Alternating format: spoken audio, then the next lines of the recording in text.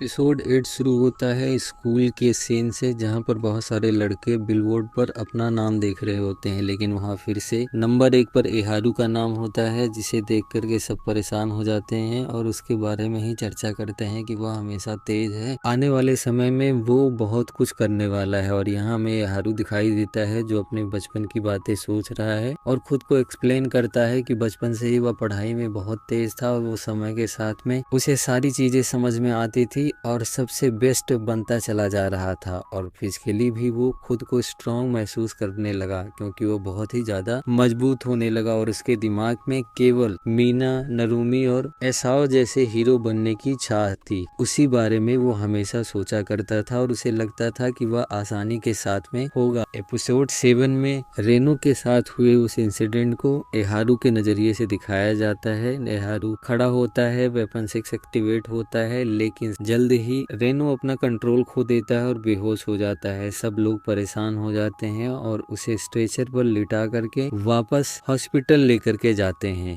यह सब देख करके रेनो बहुत ही ज्यादा दुखी होता है कि उसकी जगह पर उसे होना चाहिए था, लेकिन वह अभी बहुत पीछे है और उनके दोस्त बहुत आगे निकलते चले गए। तभी हमें 1 महीने बाद का समय दिखाया जाता है, जहां कैप्टन के ट्रेनिंग के बाद में अब ओजू मारने की वर्चुअल ट्रेनिंग के बाद में अब एक्चुअल ट्रेनिंग के लिए सब लोग इकट्ठा होते हैं। न्यूट्रलाइजेशन जोन में बहुत सारे ओजू को इकट्ठा किया जाता है और वहां पर सारी चीजें एकदम से रेडी होता है। तभी हमें टेक्निकल टीम के साथ में कैप्टन दिखाई देते हैं। वो रेनो से बात कर रहे होते हैं और रेनो बताता है कि मैं बिल्कुल तैयार हूँ सर, मैं उसे जल्द ही खत्म कर दूंगा। और यहाँ रेनो अपने सूट के साथ में होता है वेपन नंबर 6, जिसकी एनर्जी होती है आइस, और जिसके कारण वहाँ आसपास बहुत ही ज्यादा ठंडी होती है। वो देखने में भी बहुत अच्छा दिखाई दे रहा होता है। पीछे में एहारू दिखाई देता है जो सोचता है कि अभी तो इसकी कॉम्बैक्ट लेवल अनलीज भी नहीं हुई, तब भी इसके पास खड़ा रहना उसके लिए बहुत ही ज्यादा मुश्किल है। अगर होगी तो ये कैसा होगा। तभी डायरेक्टर रेनो से बताता है तुम्हें कम से कम टाइम मिलेगा और उतने टाइम में तुम उस काइजू को खत्म कर देना। उसकी अनलीस्ड कॉम्बैक्ट पावर 6.4 है, तो तुम उसे खत्म कर सकते हो। लेकिन अगर किसी भी क्षण मुझे लगता है तुम उसे मारने में असफल हो तो मैं वहां आऊंगा और वहीं से तुम्हारी ट्रेनिंग खत्म हो जाएगी। जिससे वह रेडी हो जाता है मारने के लिए। कैप्टन उससे बताता है कि मुझे नहीं लग रहा था कि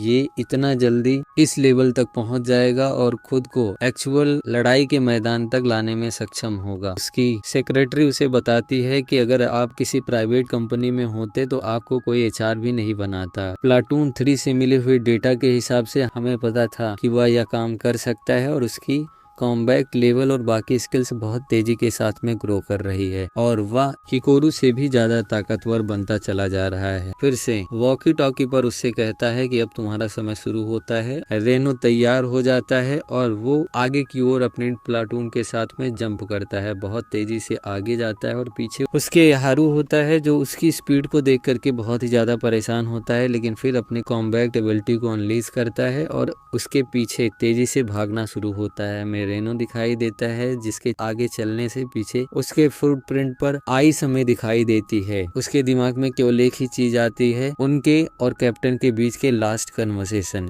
कि मैं तुम्हें केवल 10 मिनट दूंगा लड़ाई के मैदान में, क्योंकि नंबर्स वेपन बहुत खतरनाक होते हैं और इनका इस्तेमाल करने से तुम्हारी उम्र भी घटती है। जिससे रेनो परेशान होता है और सोचता है कि मेरे पास बहुत ज्यादा समय नहीं है, तो मुझे जल्द से जल्द इस कहानी को यहीं पर खत्म करना होगा। और वह तेजी से आगे बढ़ता है। तभी उसके सामने एक ओजू आ जाता है। वह अपनी आइस को कंट्रोल नहीं कर पाता है, जिसे देख करके टेक्निकल टीम और बाकी लोग परेशान होते हैं और उसका जायजा कैप्टन को देते हैं। रेनो वहां उनके बीच में फंसता हुआ दिखाई देता है और काइजू उस पर हावी होता है। इतने में पीछे से एहारू और उसकी टीम आती है जो उस पर गोलियां बरसाना शुरू करती है, जिससे रेनो को थोड़ा सा टाइम मिल जाता है और एहारू अपने लड़ाई वाले टाइम के बारे में सोचता है और उसे याद आता है कि उसने कहा था कि रेनो को वह खुद बचाएगा और सोचता है रेनो को नंबर वेपन मिल गया है तो क्या, लेकिन अभी भी मैं बहुत कुछ कर सकता हूँ। और वो उस पर लगातार गोलियां बरसाना शुरू कर देता है। तभी पीछे से रेनो उस पर आइस बुलेट से अटैक करता है और देखते ही देखते वह पेड़ के पास में जंप करता है और अपने पैर को आइस से वहां मेल्ट कर देता है। उस पर अटैक करता है। पहले ही बार में उसका छीथड़ा अलग हो जाता है और उसे उसका कोर दिखाई देता है और अगले बार में ओजू मिट्टी के धूल की तरीके से उड़ता हुआ नजर आता है। यह देख करके हारू भी बहुत परेशान होता है और तभी उसके ऊपर से कोई ओजू अटैक करता है। लोग उसे हटने के लिए कहते हैं और वहाँ से भागता है और खुद को कोसता है कि वह अकेले एक ओजू को क्यों नहीं मार पा रहा है, चाहे जितना प्रयास कर रहा है लेकिन उससे नहीं हो पा रहा है। और वह गुस्से में फिर से उस ओजू पर बहुत सारी बुलेट बरसाना शुरू कर देता है। तभी उसे याद आता है कि यह सारी कहानी तब से शुरू हुई है जब से वह डिफेंस फोर्स में आया। उसके पहले उसकी सारी एबिलिटीज वगैरह बहुत तेजी के साथ में ग्रो कर रही थी, लेकिन जब से यहाँ आया तो उसके साथ में अजीब सा मूवमेंट स्टार्ट हो गया। उसे हर कोई पीछे छोड़ता चला जा रहा है, सब आगे निकलते चले गए हैं। पहले एहारू, उसके बाद में उनके बाकी दोनों दोस्त आगे निकल गए और फिर आगे कहता है कि वो तीनों तो आगे निकल गए, उन्हें मैं पकड़ने की कोशिश भी कर रहा था लेकिन मैं समय के साथ कैचअप नहीं कर पाया और उनसे बहुत ज्यादा दूर होता चला गया। लेकिन ये दुखद कहानी तब शुरू होती है जब पता नहीं कहां से एक राक्षस वहां पर आ गया और तभी हमें रेनो दिखाई देता है। वह बहुत ज्यादा गुस्सा करता है और तभी अचानक से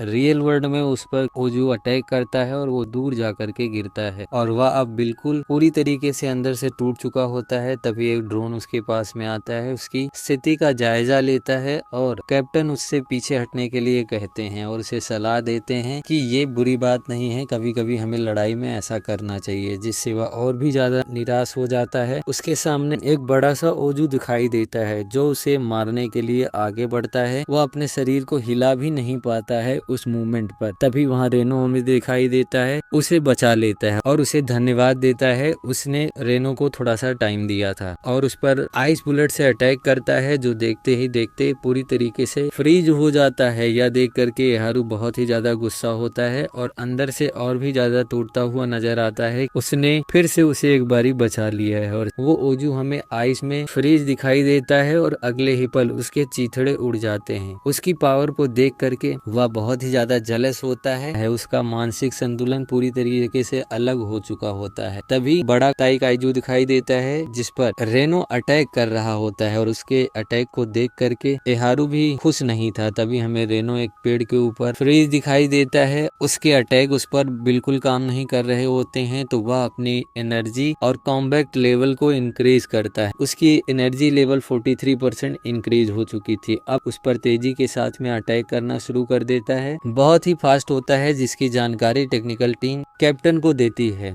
और वहां पर आसपास बहुत ही ज्यादा तबाही मच रही होती है। तभी अचानक से हमें रेनो दिखाई देता है जो उस ओजू के पास में खड़ा होता है और उसका साइज बहुत ही छोटा होता है। वो अपने हाथ का इस्तेमाल करता है और उसके एक टांग को जमाने का काम करता है और उसके ऊपर जाता है और उस पर काफी सारे अटैक करता है। उस अटैक को देख करके टेक्निकल टीम बाकी सब लोग तो खुश थे लेकिन रेनो बिल्कुल खुश नहीं था और वह उसके ऊपर फ्लाई करते हुए जंप करता है तो उसे पता चल जाता है कि इसकी चमड़ी बहुत ही ज्यादा मोटी है और उसे तोड़ना इस पावर पर इम्पॉसिबल है, जिसके लिए वह अपने कॉम्बैक्ट लेवल को और ज्यादा इंक्रीज करता है और लड़ते लड़ते ही उसकी कॉम्बैक्ट लेवल 46 हो जाती है, जिस